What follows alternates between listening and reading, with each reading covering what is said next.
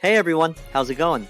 So now that we've tackled Giratina, I'm going to try and do this run entirely using only Dialga. So let's set the rules for this run. First, I can only use Dialga in battle. I can catch other Pokemon to use for HMs, however they cannot be used in battles. If I'm in a double battle, I need to use only status moves on my other Pokemon, not any damaging moves. Secondly, I'm not allowed to use items in battle, however hold items are acceptable. Third, if Dialga faints for any reason, I'm going to restart the battle. With the rules out of the way, I wanted to say that since we attempted the Giratina run with only a Grisius Orb, I thought to myself, what if I attempted this run with just an Adamant Orb? The Adamant Orb doesn't change the form of Dialga in this generation, however it does give it the 20% power boost to its Steel and Dragon type moves. Steel has been the best typing in almost every game after the release of Steel and type in Gen 2 due to their bulkiness and versatility. Unlike Giratina with its overall rounded stats, Dialga has base 100 HP, 120 attack, 120 defense, 150 special attack, 100 special defense, and 90 speed. It hits hard with attack moves, but it hits even harder with special attacks, but it's overall pretty slow. The good thing is we have a pretty diverse move pool, so we get to see both physical and special attack use. Now that we know a little bit about Dialga, we can finally start our journey. Our rival challenges us to a battle. Just like Giratina, we start off with Dragon Breath and Scary Face. I wanted to give our rival Turtwig to give us arguably the best counter to Dialga. Being Dragon and Steel typing means we only have two weaknesses, those being fighting and ground type moves. We end up winning no problem at all. After the rival battle, we make our way to Verity Lakefront to see Cyrus talking to himself. He eventually leaves, and that's when our rival sees that we don't have any Pokeballs to catch any Pokemon. Once we leave, we can finally go to Professor Rowan's and get all the necessary things in order to start our journey. For this next part, I wanted to give a big thanks to you, the viewers of this video and my content, for pushing me to produce more. I have more free time and can hopefully produce a video weekly for the foreseeable future.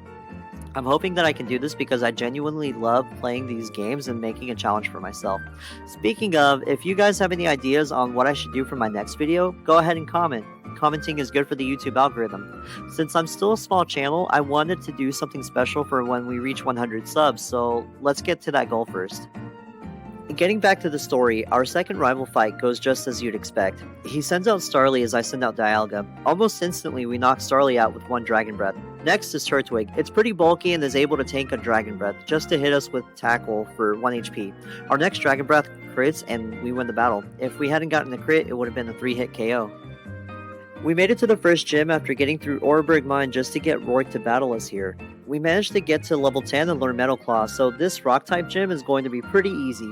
First is Geodude, and our Metal Claw gets him to the red as he hits me with a Rock Throw for a little damage. On the next turn, he uses a potion only to be put back in the red. Our next attack takes it out. Rourke sends out Onix next, and it really tanks our hit, getting it to just under half health. He retaliates with Rock Throw for minimal damage. Our next Metal Claw attack raises our attack stat by 1 stage as it knocks out the Onix. Cranidos is up next, and we managed to knock it out in 1 hit. I know that there are more difficult gyms up ahead, and that it won't always be this easy, but I really am enjoying not having to grind levels yet. Hopefully we don't run into any roadblocks this early into the game. So now let's focus on what's happening on at the Valley Windworks. Team Galactic is here and they need to be driven out. We meet up with a little girl who says that her dad is in the Windworks and needs our help, so we do what anyone else would do and help out.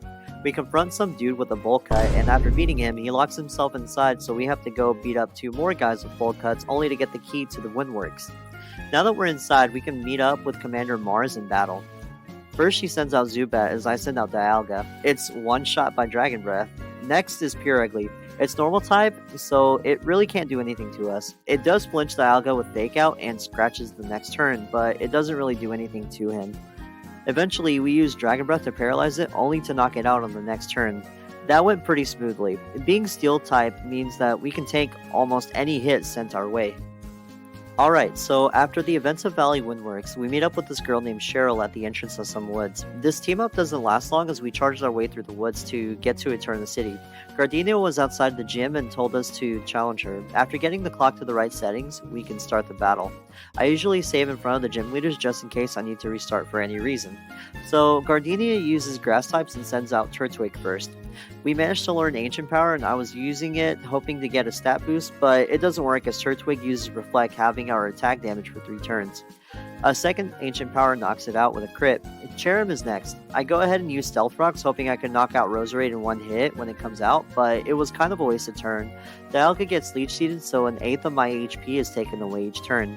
Eventually, we manage to get the stat boost before we knock the Cherrim out. Last is Roserade, and while the Stealth Rocks did help, they didn't help out enough. We managed to paralyze it with Dragon Breath, only to get paralyzed in return right before breaking through the paralysis to get us the victory. I was kind of scared there for a second when I got Leech Seeded, and then it took forever to take the Cherrim out, but I also didn't expect Roserade to even be that tanky towards special attacks. With the second gym badge out of the way, our rival comes charging in and takes us to the Dialga Palkia statue, only to see Cyrus there. Cyrus then leaves and our rival darts off in the same direction, leaving us there. Heading back towards the Galactic Tower, we meet up with Cynthia. She gives us HM01 as she thinks it might benefit us. With HM01, we make our way to the top to battle Commander Jupiter. She sends out Zubat as I send out Dialga. We go first and hit with Metal Claw, not quite knocking it out. We get hit with a Wing Attack for small damage in return.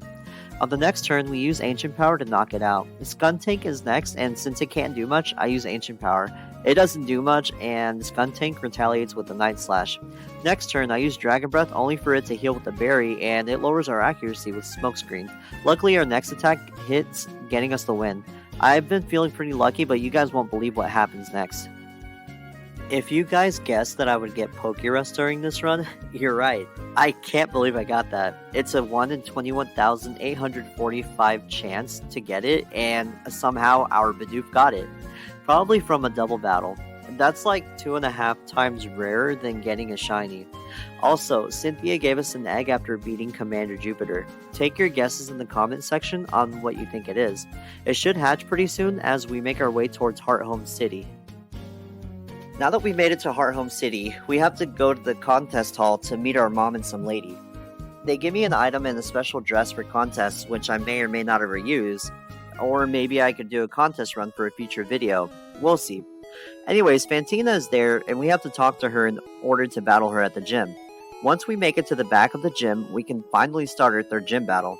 She deals with ghost types that deal not very effective damage. The battle starts and she sends out Duskull. My strategy is going to try to get a stat boost, since I don't think I'll be able to do much without it.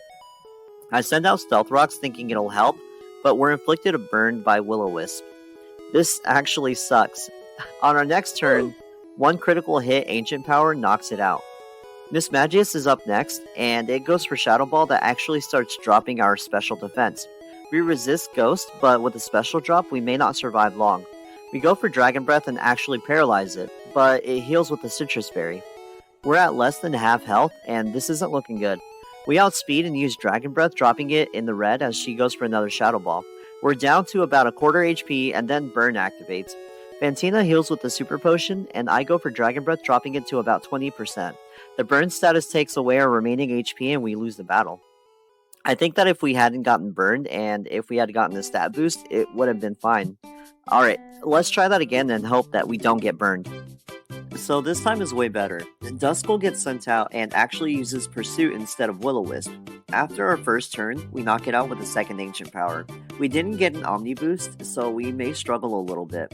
Miss Magius is next and it confuses us with Confuse Ray, making us hit ourselves in confusion the first turn.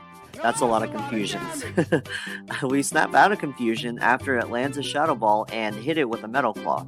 Miss Magius heals with the Citrus Berry, and on the next turn, another Shadow Ball drops our defenses as we drop it to the red with another attack.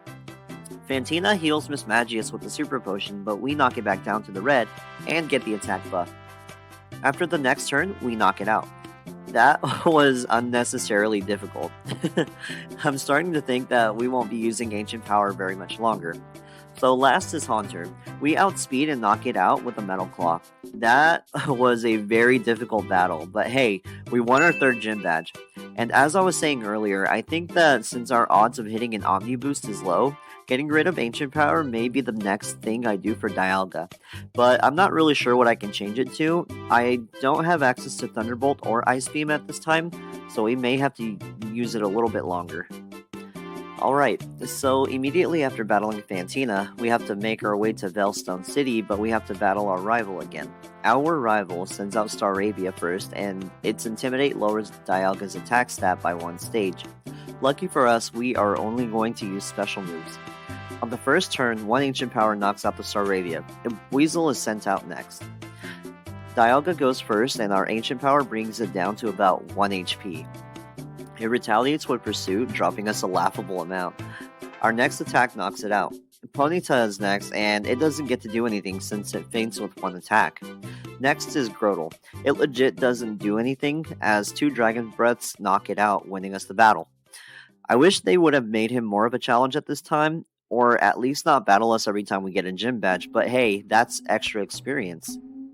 This next part took way too long to get ready for this gym battle. So after the rival battle, I beelined straight to the gym, and we straight up got murdered.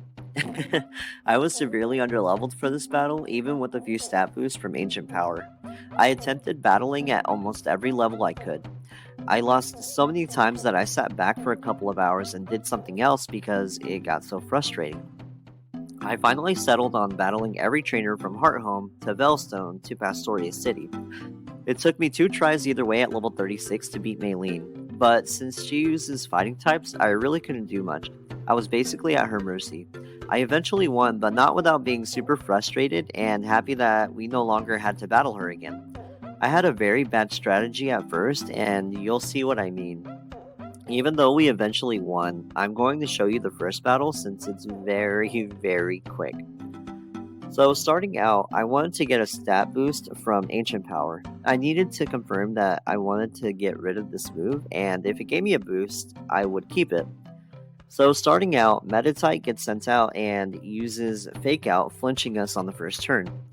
I just kept using Ancient Power as Meditite would heal almost as much HP as we took from it. Eventually, we got a critical hit Ancient Power knocking it out. No boost though.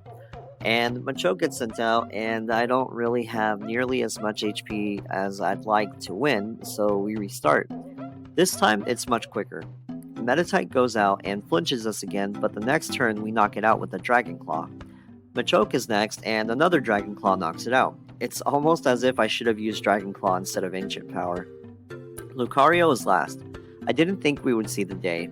Anyways, we outspeed and use Dragon Claw, knocking it down about a third HP every time, but Lucario is healing about half of the damage we're putting out. Eventually, we get Lucario to about half HP and a critical hit Dragon Claw knocks it out, getting us our 4th gym badge. If that hadn't happened, we probably wouldn't have won. I just don't understand why we have to battle our rival so much. It's almost as if he comes out of nowhere to haunt me, knowing that he will never be as good as we are. Getting into the battle, he sends out Staravia, and its Intimidate cuts our attack by 1 stage. That doesn't matter though, since we knock it out with 1 Ancient Power. Ponyta is next, and for it being known as a fast Pokemon, it sure does get outsped a lot, and it too falls to an Ancient Power. His Grotle is third, and it can actually take a Dragon Claw from Dialga. It uses Withdraw to raise its defense 1 stage as we go for another Dragon Claw in the next few turns. Eventually, Grotle goes for a Bite, causing next to nothing damage as it goes down to our attacks. Last is Weasel, and it gets to go down to an Ancient Power, winning us the battle. Since we're outside the gym, let's batter Leader Wake. What can I say about this gym battle? It's the 5th gym leader, and we learn a very important move mid-battle. You'll see here in a second what I mean. The 5th gym leader deals primarily with water types, meaning we hit them for neutral damage. Right out the gate, Wake sends out Gyarados, and its Intimidate cuts her attack by 1 stage. We set up Stealth Rocks early into the battle as Gyarados uses Waterfall. The next turn, we use Ancient Power for super effective damage as Gyarados uses another Waterfall. On the following turn, we knock it out, but we managed to not get another stat boost, meaning I should have deleted that move like yesterday. At this time, we learn Roar Time. It's a base 150 damage move, it's stab, and a special move. The only downside is that there's a turn to recharge after use. Now we get to test it out with Quagsire, and oh, it's a 1-hit. Wake sends out Floatzel next, and what do you know? After recharging, it's also a 1-hit. I didn't think we would use a move like that, but it's so strong, how could we not? 5 gym badges down, 3 to go. I also don't remember why I deleted Dragon Claw instead of Ancient Power, so please don't roast me too hard in the comment section. After the events in Pastoria City and chasing down the Galactic Grunt, we get to challenge Cyrus to a battle. The last time with Giratina, he was difficult to deal with since he mainly uses Dark types. Cyrus starts off with Sneasel and it somehow survives our ancient power, only to screech us to drop defense 2 stages. Cyrus heals Sneasel with the Hyper Potion as Dialga knocks it out with the second ancient power. Cyrus then sends out Golbat. We somehow outspeed and land an ancient power, but it survives the hit. Golbat misses with Supersonic. On the following turn, we miss our attacks as I go for Metal Claw and he goes for another Supersonic. We finally knock it out as our Metal Claw lands. Last is Murkrow, but we obliterate it with Roar of Time. That was a lot easier than the last run we did. Hopefully we can keep it up as we make our way towards Canalave City. It's rival battle time, and I'm getting really tired of having to battle him every 2 seconds. I've got to remind myself that it's good for experience in some EVs, but still, it's too much. Anyways, he sends out Staraptor first, and it quickly faints to an Ancient Power. Next is Heracross, and I don't have much to counter it, so I just continue using Ancient Power as he lands a Brick Break for a third of our health. Dialga lands another Ancient Power as Heracross drops us to about 42 HP. Our next attack takes it out.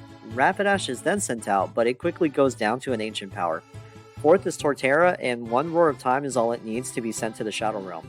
Floatzel is last, and we have to recharge as it goes for Swift, hitting us with negligible damage. On the following turn, Dialga can move again using Roar of Time to win us the battle. One more Brick Break, and we totally could have lost the battle, but we won either way.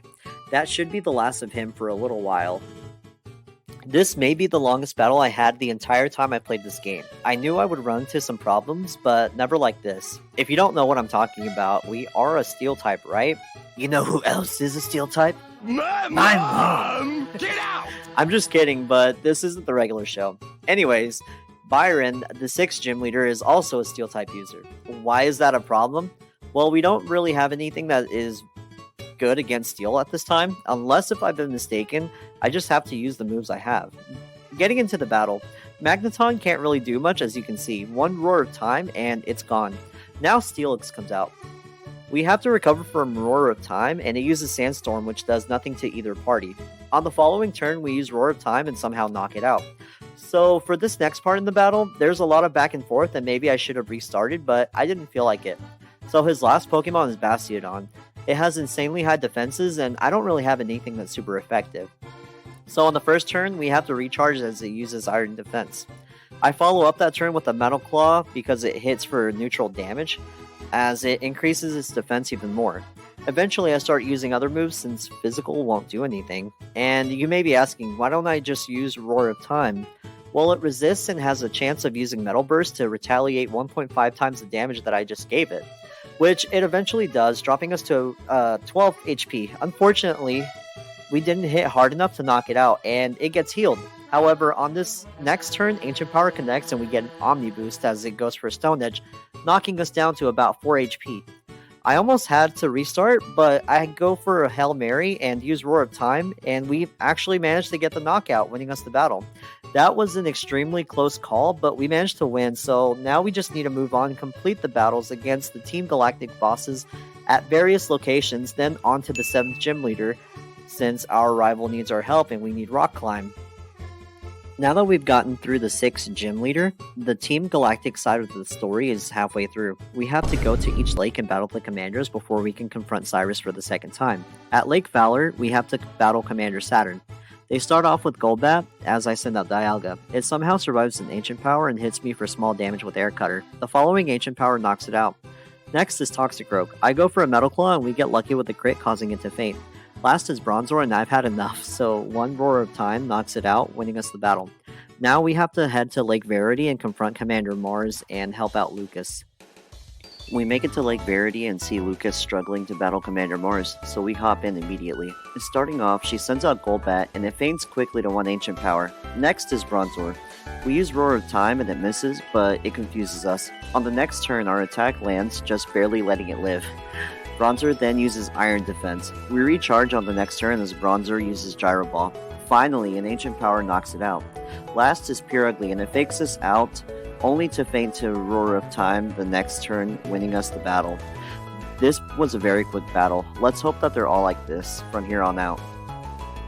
So now that we've beaten the 2 commanders at the 2 lakes at the bottom of the region, we have to go to the northernmost point of the region. We can't confront Commander Saturn or help our rival out because we need to have Rock Climb. For those of you that don't know, Rock Climb was an HM in this game and it's hidden in an obscure area in the snowy region. I remember that as a kid, I just wanted to stick to the leftmost part of the route just so I could avoid battles and saw the little Pokeball item sticking out and just so happened to find it without a guide. Unfortunately, we have to have the Gym Badge 7 in order to use the HM.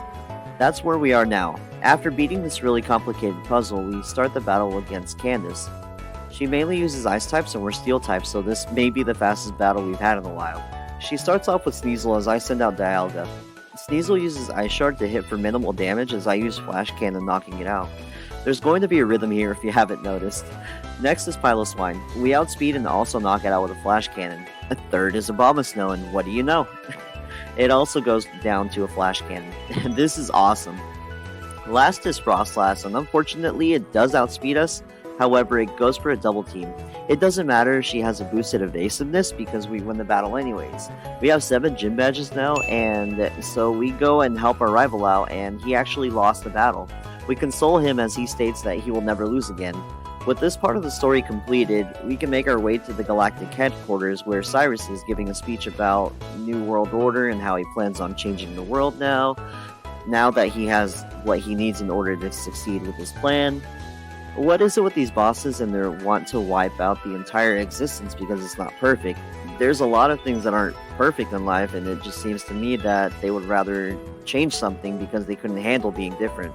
I totally understand that though, so let's actually start the battle against Cyrus and see where it takes us.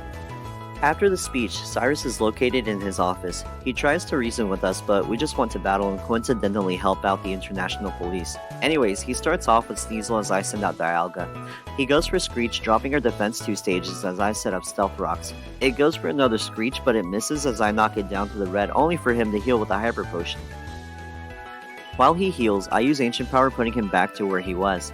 Sneasel uses Ice Punch, and we get frozen and can't move. This is really bad. On turn 2, he goes for another Ice Punch. Luckily, we thaw out and knock it out with an Ancient Power. Next is Crobat. The stones cut a quarter of health as he bites me down to 56 HP. One Ancient Power later, he heals again with a Hyper Potion. On the same turn, we knock it out with a critical hit Ancient Power. The last is Honchkrow, and we knock it out with a Roar of Time after the stones do damage. I don't know why I haven't gotten rid of Stealth Rocks, but I feel like it was really helpful in this battle. After defeating Cyrus, we make our way further into the headquarters to see Saturn there holding the Lake Trio hostage. We have to battle Saturn in order to free them and move on to the summit of Mount Coronet. Saturn sends out Golbat as Dialga comes out. We outspeed and hit it with Ancient Power to get it to the red as it confuses us.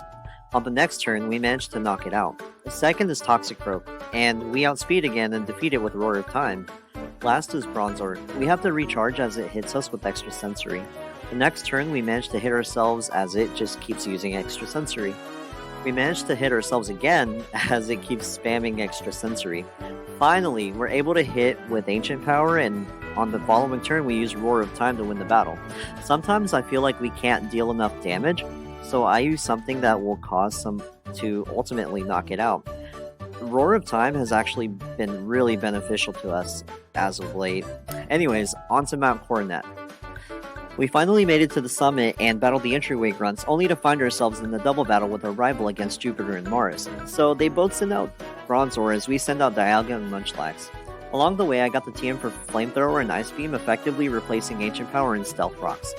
Anyways, we go first and use Flamethrower, taking down one of the 2 Bronzor, and the surviving Bronzor uses Reflect, while Munchlax uses Stockpile. Golbat gets sent out, and the next turn we knock out Bronzor number 2 with the second Flamethrower. Golbat confuses us, and Munchlax uses Screech. Skuntank replaces the Bronzor. On the third turn, we use Ice Beam against Golbat and knock it out. Skuntank uses Smokescreen on Munchlax. Pure Ugly is sent out and immediately puts Munchlax to sleep with Hypnosis. We hit ourselves with Confusion, and Skuntank uses Flamethrower on us. The following turn, Pure Ugly uses Slash on Munchlax. We hit ourselves again, and Skuntank causes Munchlax to faint with Poison Jab. Our rival replaces it with Heracross. Pure Ugly almost knocks the Heracross out with an Aerial Ace, but we hit Skuntank with a Flash Cannon, only for it to heal with a Citrus Berry. Heracross knocks out the Pure Ugly with an intense close combat, only to be knocked out by Skuntank using Flamethrower. Our rival sends out Staraptor. Finally, this turn we snap out of confusion and we use Flash Cannon to KO the Skuntank. Last is Golbat, and I accidentally used Flash Cannon, but it doesn't matter since we win the battle. Now that we've defeated the Jupiter and Mars battle, we can get this little cutscene of Cyrus opening up the Distortion World. Cynthia encourages us to go into the portal. I feel like she could have prevented this being champion and all, but I guess it was our battle to fight. We make our way through the Distortion World to battle Cyrus. He starts off with Houndoom. I mess up and use Flash Cannon only to get burned by Will-O-Wisp. On the next turn, we get a critical hit Roar of Time, knocking it out. Gyarados replaces the Houndoom. We recharge as he goes for an Earthquake. The following turn, we knock it out. Weavile is next, and we have to recharge, but it goes for an Ice Punch, knocking us out. So let's try that again. Houndoom gets sent out, and we immediately go for Roar of Time, sending it to Oblivion. Gyarados is next, and it uses Earthquake while we recharge, but the following turn we send it back in time. Weavile is next, and it uses Fake Out, then Ice Punch as we knock it out with a Flash Cannon. Honchkrow is next, and it goes down to one Ice Beam. Crobat is last, and we knock it out with an Ice Beam, winning us the battle. I know I did it last time, but I'm not going to show the battle with Giratina since it's irrelevant to our challenge. With Team Galactic disbanded, we can go after the 8th Gym Badge and hopefully onto the Elite Four. We can finally continue to the last part of our journey. This is the 8th Gym Leader, Volkner. He deals with electric types. If I don't ever call him Naruto's dad, there's something wrong with me since they look so similar. Anyways, he starts off with Jolteon. We outspeed and go for an Ice Beam, but he paralyzes us with Thunder Wave. On the following turn, he uses Charge Beam, but we manage to hit another Ice Beam, causing it to go back to the Ice Age. Next is Raichu. He uses Focus Miss, and surprise, surprise, it misses. It sucks though because we're paralyzed. Raichu tries a second time and actually connects, however, we survive and obliterate it with Roar of Time. Electivire is then sent out and uses a barrage of Fire Punches while we're either recharging or paralyzed. We finally break through and use Roar of Time, knocking it out. Last is Luxray. It goes first and uses Ice Fang a couple of times before it falls victim to Roar of Time again. We barely hung on with 4 HP, but we managed. With all 8 badges at our disposal, we finally went through Victory Road and made it all the way to the Pokemon League to challenge our rival to a battle. He starts off with Staraptor and immediately he goes down to an Ice Beam. Heracross is next and we annihilate it with Roar of Time. Torterra is third and we have to recharge. It goes for an Earthquake causing some damage, but on the next turn we freeze it to death with an Ice Beam. After Torterra, Floatzel is sent out. One Earth Power sends it to the center of the Earth. Snorlax gets sent out and we easily knock it out with Roar of Time. This move should not exist in this run. And last is Rapidash, and while we recharge, it uses Bounce. We miss our next turn, but the following turn, we manage to knock it out with Earth Power. Thankfully, that's the last we see of him. So for the Elite Four, I had to use a few rare candies to get me up to a level where I wouldn't struggle. I attempted a few times, but I finally got to a level where I didn't struggle anymore. In the Elite Four challenge, Aaron is first. He starts off with Yanmega as we do with Dialga. One Ice Beam is all it takes for Yanmega. Heracross is next and Roar of Time destroys it. Vespiquen is third and we kind of struggle against it. We have to recharge and then it uses Defense Order a couple times and then we use Ice Beam. But eventually Aaron heals it, but we manage to freeze it and knock it out on the following turn. So Drapion is fourth and one Earth Power does him in. Scizor is last and Roar of Time doesn't manage to knock it out. But eventually, we get to a point where we win the battle. I definitely should not have erased Flamethrower, but oh well, Earth Power is better, and we will see very good usage later on. So Bertha is second, and this isn't the point where we even struggled in the beginning. Surprisingly, we didn't even struggle at all, even though they're all super effective against Dialga, being ground and all. However, Bertha sends out Whiscash first, and it's a bit of a struggle since it's kind of tanky. Eventually, we manage to knock it out with an Earth Power. Hippowdon is next, and an Ice Beam knocks it out. Third is Gliscor, and we couldn't have chosen the better move. And Golem is fourth, and Flash Cannon destroys it. Last is Rhyperior, and one Flash Cannon KOs it. There wasn't much to see. I didn't even heal from the last battle, I was so confident. So next is Flint, and he deals with fire types. So the last battle was really short, and I think this battle was even shorter. You know what we should do? Count the number of times that we knock something out with Earth Power. So first, Houndoom gets taken down with an Earth Power. So next is Infernape, and it also gets destroyed to Earth Power. Third is Flareon, and it also feigns to Earth Power, so that makes 3. Fourth is Rapidash, and it also gets beaten, so that's 4. Is it going to be 5? No, but we were pretty close to beating it. Magmortar tanked Earth Power pretty well and healed, dragging the battle out, but what are you gonna do? Let's move on to Lucian. We finally made it to the bane of our existence, the Psychic type user, which is funny because we should do really well considering that we resist. Do you know why we lost so many times? Psychic types are known for their higher than average special attack. I don't know how many times we made it to Alakazam and just fainted to Focus Miss.